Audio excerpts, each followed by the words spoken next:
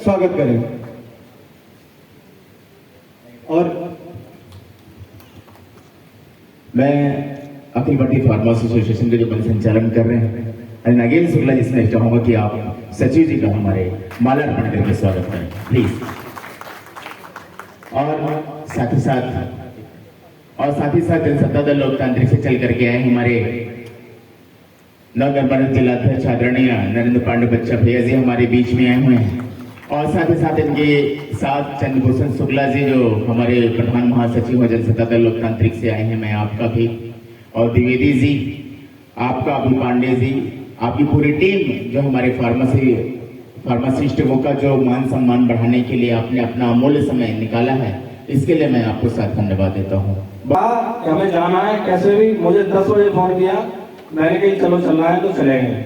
उसके साथ कई ऐसी घटनाएं हैं जहां फार्मासिस्टों की मदद को लेकर बात रही हो या उनके हक की बात रही हो, तो हमारा एबीपीए परिवार और राष्ट्रीय कार्यकारिणी, प्रदेश कार्यकारिणी अंतिम पायदान पर खड़े फार्मासिस्ट साथी के साथ खड़ी थी, है और रहेगी। केवल साथियों इतना ध्यान रखना है कि हमें लिफाफा नहीं देना है। आप फार्मासिस्ट हैं तो डीआई सभी फार्मासिस्ट हैं, वो सीएम, मिनिस्टर या चीफ सेक्रेटरी तो नहीं है। आप उन्हें अपनी जानकारी दें, हमारे पास ये लाइसेंस है। और साथियों हमेशा याद रखना, कुछ साथियों के साथ हुआ है कि 10-20 हजार के लालच में वो अपना लाइसेंस उठा देते हैं, ये बहुत गलत है। जहां हमारे साथी कई जगह कई मौकों पर फंस भी गए। कुछ ड्रग्स आपको जानकारी होगी जो सार्वजनिक तौर पर नहीं बिक सकते हैं, तो वो लोग बेचते हैं। 20,000 30,000 तुम्हें लेंगे तो वो अलग अलग काम भी करते हैं। ड्रग्स जो नहीं बेचने चाहिए उन्हें भी बेचते हैं। तो उसमें कहीं भी गलत होता है तो उसके भागीदार आप हैं। और रही हमारे पैसे की बात, डॉक्टर केवल प्रेस्क्रिप्शन लिखते हैं, ड्रग आप तय करते हो, कॉम्बिनेशन आप तय करते हो, क्वांटिटी और क्वालिटी आप तय करते हो। साथियों फार्मासिस्ट अपने आप में बहुत बड़ी ताकत है। हमारे बुजुर्ग बताते थे कि आप किसी की सुख में मदद कर पाओ या न कर पाओ, लेकिन आप उसके दुख में हाथ रखने वाले साथी हो, आप उसके आने वाली विपत्ति में दवा देकर उसको खुश करने वाले साथी हो। आपकी मेहनत इतना रंग लाती है कि एक रोता हुआ आपके पास आता है, आप उसे ड्रग देकर डॉक्टर के साथ मेहनत करके उसे खुश करके उसे सही करके उसके परिवार में वापस भेजते हो। इससे बड़ा और अच्छा काम क्या हो सकता है साथियों। और उसके बाद फिर भी हम लोग रिश्वत दे देते हैं, तो ये गलत बात है। हम केवल फोकस यही रहेगा कि हम किसी भी तरह से स्ट्रगल हो सकता है, शक्त परेशान हो सकता है, लेकिन पराजित नहीं होगा। साथियों हो सकता है कि 1-2 दिन 1-2 घंटे आपको परेशानी आ जाए, लेकिन आपके साथ अन्याय हो जाए, ऐसा कभी एबीपीए परिवार नहीं होने देगा। आपके साथ है, था और रहेगा। इसी के साथ साथियों कई जगह हमने देखा है, कई मौकों पर कि कुछ साथी चुनकर जाते हैं तो आपस में एक दूसरे की टांग खींचने का काम करते हैं। वो जिलाध्यक्ष हो गए, वो जिलाध्यक्ष आईटी सेल हो गए, मैं सदस्य रह गया। साथियों जिले की कार्यकारिणी को मंडल और प्रदेश की कार्यकारिणी तय करती है, तो कहीं किसी भी तरह गलती हो जाए तो जिलाध्यक्ष और जो वरिष्ठ साथी है उनकी मेहनत करना। अगर आपने उनका साथ नहीं दिया तो कहीं ना कहीं अंतिम पायदान पर खड़े हुए फार्मासिस्ट साथी के साथ अन्याय हो जाएगा, फिर आप कुछ नहीं कह पाएंगे ना कुछ कर पाएंगे। तो इसी के साथ समय का अभाव है। साथियों मैं इतना आपसे आग्रह करूंगा, ये सिस्टम जो लिफाफे वाला है इसको खत्म करने की कसम खा जाना, आज संकल्प लेके चले जाना कि हम न गलत थे, न है और न रहेंगे, तो हम फिर क्यों रिश्वत देंगे। बहुत बहुत धन्यवाद। और मैं अपने आप को सौभाग्यशाली समझता हूँ कि हमारे बीच में हमारे board of technical education Lucknow के सचिव जी आदरणीय श्री अजित कुमार मिश्रा जी हमारे बीच में बैठे हुए।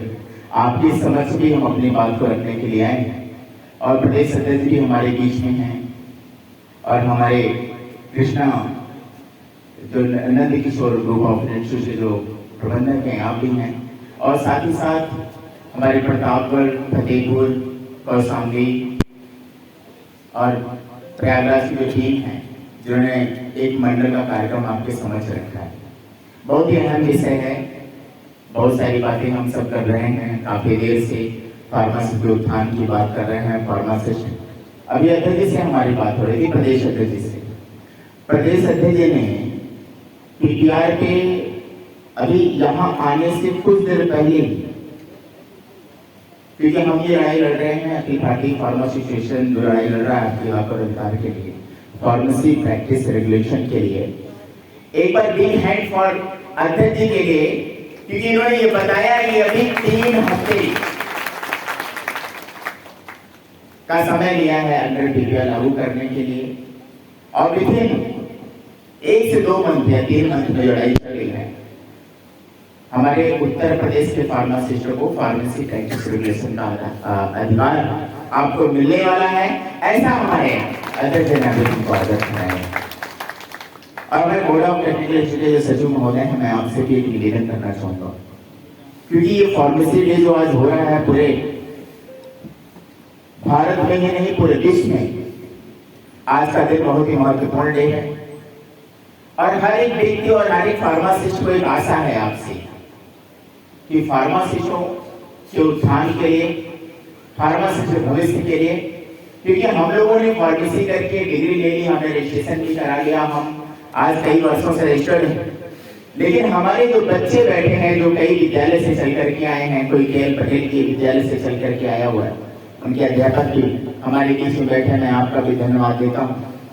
नंद किशोर टेक्नोलॉजी जो वहाँ के बच्चे भी हमारे बीच में आए हैं और भी विद्यालय के बच्चे हमारे बीच में आए हैं, उन सबको यही आशा है कि हमारे सचिव महोदय जो हमारे बीच में आए हैं कुछ ना कुछ हमें ये भरोसा और ये विश्वास दिला के आएंगे कि जो फार्मासिस्टों का जो हनन निरंतर केंद्र सरकार से लेकर के अन्य राज्यों में भी और हमारे राज्य में तो हो ही रहा है। ये बताना चाहूंगा, अगर अंडर पीपीआर अगर बिहार में लागू हो सकता है, जहां पे वर्तमान सरकार जो उत्तर प्रदेश में सरकार है, तो उत्तर प्रदेश में पीपीआर क्यों नहीं लागू हो पा रहा भाई? अगर कर्नाटका में जो फार्मेसी प्रैक्टिस रेगुलेशन है, जो फार्मासिस्टों का अधिकार है, अगर कर्नाटका सरकार अगर उसको लागू कर सकती है, तो केंद्र सरकार उत्तर प्रदेश पर क्यों नहीं ध्यान दे रही है? यह अहम मुद्दा है हमारे लिए। मिजोरम में भी फार्मेसी प्रैक्टिस रेगुलेशन का अधिकार फार्मासिस्ट को मिल चुका है, आखिर उत्तर प्रदेश में भी क्यों नहीं? ऐसे क्या कारण है कि निरंतर फार्मासिस्ट के साथ और उनके अधिकारों को छीनने का प्रयास निरंतर किया जा रहा है? मैंने अभी कुछ देर पहले आपको अवगत कराया कि चाहे वो हमारे किसी फार्मा कंपनी के हो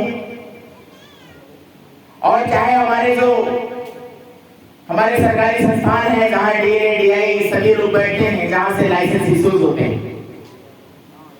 भाई आपने क्या किया? हमारे यहाँ सचिव महोदय बैठे हैं, मैं सचिव महोदय के सामने कहना चाहता हूं, अगर फार्मासिस्ट को आपने अधिकार दे रखा है कि फार्मासिस्ट ही मेडिकल स्टोर खोल सकता है, तो आप जानते हैं इस बात को कि होलसेल के जो लाइसेंस बन रहे हैं, जो पूर्व में बहुत सारे लाइसेंस बांटे गए, वहां पर फार्मेसी अनियमितता खत्म की गई।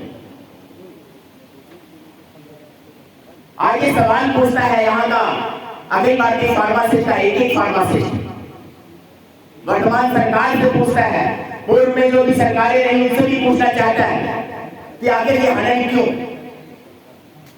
आज जनता से जुड़ी बातें, हम एक कैबिनेट खरीदने जाते हैं और हम लिखते हैं, बहुत सारे डॉक्टर के पर्चे में लिखा होता है, कोई भी मेडिसिन कभी भी किसी को नुकसान कर सकती है, और ये मानव से जुड़ी समस्या है, इंसान से जुड़ी समस्या है, चाहे वो राजनीतिक मंच हो, चाहे सामाजिक मंच हो, चाहे वो किसी कंपनी किसी भी ऑर्गेनाइजेशन का मंच हो, सभी मंच एक सामाजिक और राजनीतिक सभी कहीं ना कहीं समाज के उत्थान की बात करती है।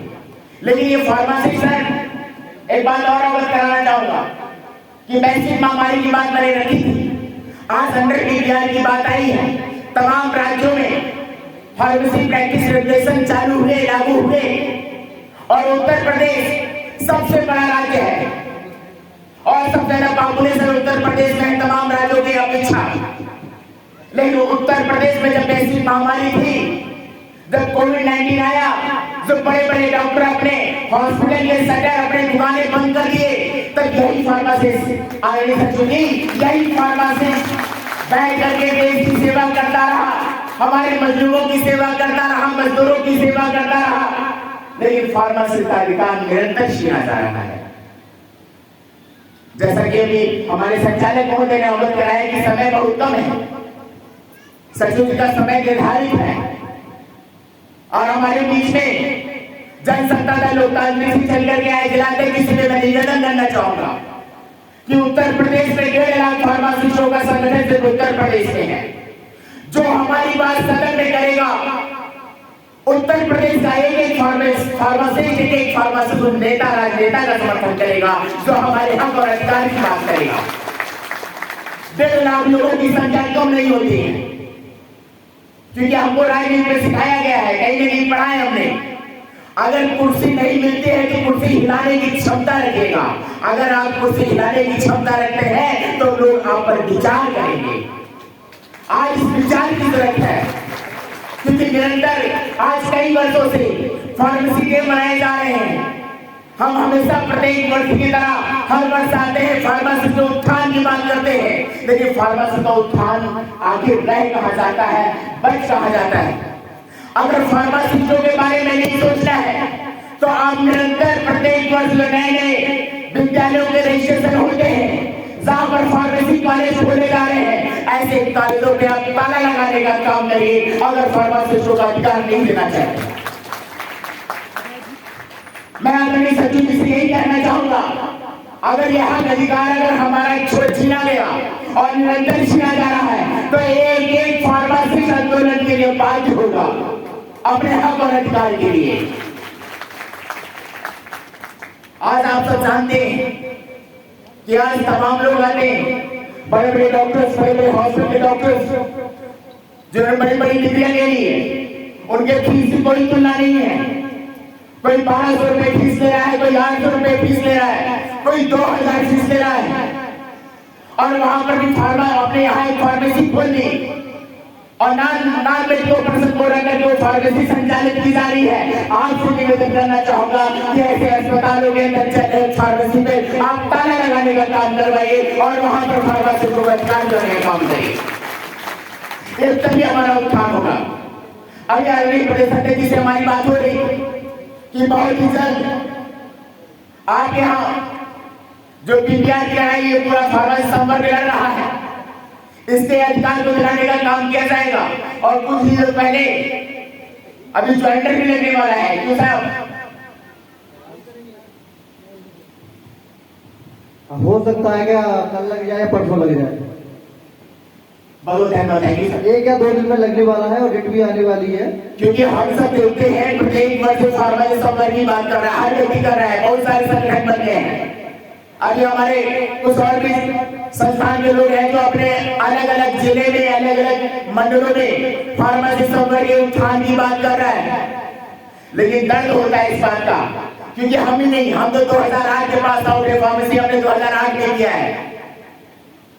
आपने हमारा अधिकार छोड़ा सन 1995 के बाद से 2002 में जब आपने वैकेंसी निकाली, आपने वो भी आज तक क्लियर नहीं किया है। आगे कब तक? अगर आपको नौकरियां नहीं देनी है, अगर आपको अधिकार ही छीनने हैं, तो ऐसे विद्यालयों पे आपको ताला लगाना पड़ेगा जो फर्जी, क्या बोलते हैं, लड़कों को ठगने का काम कर रहे हैं। डिग्रियां तो मिल जा रही है, अधिकार नहीं मिल रहा है और आपने अधिकार को हमारा, चाहे वो फार्मास्यूटिकल कंपनियां हो, उन्होंने हमारा अधिकार छीन लिया। आगे ये कब तक चलेगा और क्यों चलेगा?